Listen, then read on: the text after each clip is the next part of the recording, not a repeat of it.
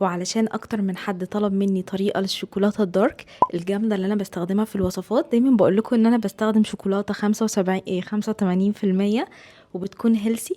تعالوا اقول لكم ازاي نعملها في البيت بثلاث مكونات بس ومن غير اي مكونات غريبه خالص. يلا بينا. اول حاجه هجيب نص كوبايه من الزبده الصفراء، لبن طبيعي، اهم حاجه اسيحها في الميكرويف او تنفع كمان تحت حمام مائي. يلا بينا. دي كده شكل الزبدة بعد ما ساحت وهي لسه سخنة كده. هنزل نص كوباية من الكاكاو الخام يدوب كويس، يعني ننزل كده والزبدة قبل ما تبرد. القوام اصلا خلاص اتحول لشكل الشوكولاتة. للتحلية هنحط من معلقتين ل3 معالق من العسل. انا بفضل العسل، ممكن نستخدم سكر ستيفيا، في ناس بتحب تستخدم سكر ستيفيا بس انا مع مدرسة العسل، مش بحب المحليات الصناعية بصراحة. حط كده تقريبا 3 معالق كبيرة. واي حاجة تانية هنحطها على الوصفة فهي اختياري، يعني لو عايزين طعم مثلا فانيلا ممكن نحط شوية فانيلا، لو عايزين طعم الشوكولاتة اغنى ممكن نحط اي نوع قهوة سريعة الذوبان. انا هحط معلقة صغيرة من اي قهوة سريعة الذوبان متوفرة عندي. قهوة سريعة الذوبان بتعزز طعم الشوكولاتة وممكن نستغنى عنها بس انا بحبها.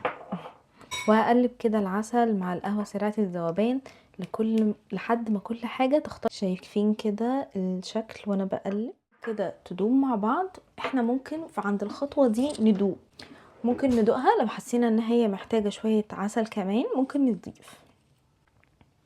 بالنسبة لي كده يعني مظبوطة. بدل ما نجيب قالب شوكولاتة مخصوص نستخدم اي قالب تلج، ده قالب التلج العادي خالص. هبدأ املأ المربعات دي بالشوكولاتة السايحة. هتطلع لي في الاخر قطع شوكولاتة دارك صغننة كده، تمام زي ما انتوا شايفين كده. الفكرة كلها ان الزبدة في درجة حرارة التلاجة بتجمد، فاحنا لما نحط الخليط ده في التلاجة حتى مش شرط ان احنا نستنى الفريزر، يعني هنلاقيها جمدت وبقى عندنا قطع شوكولاتة دارك نقدر ان احنا نستخدمها في اي وصفة. الكمية اللي انا عملتها دي ملت لي قالب التلج كله الا تقريبا 3 مكعبات بس. هحطهم في التلاجة نص ساعة كده بس الشوكولاتة تمسك نفسها واوريكم كده شكلها بعد ما طلعتها من الفريزر. انا حطيتها في التلاجة نص ساعة وبعدين نقلتها في الفريزر شوية تمسك نفسها يعني. شايف ده كده شكل مكعب بعد ما طلعته من علبة التلاجة. ده كده شكله،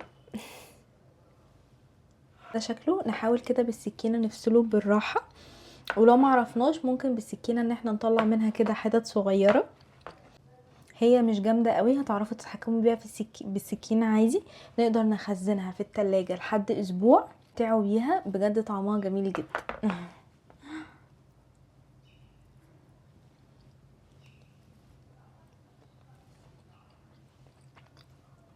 بجد بجد خطيرة. استمتعوا بيها وانجوي. باي باي.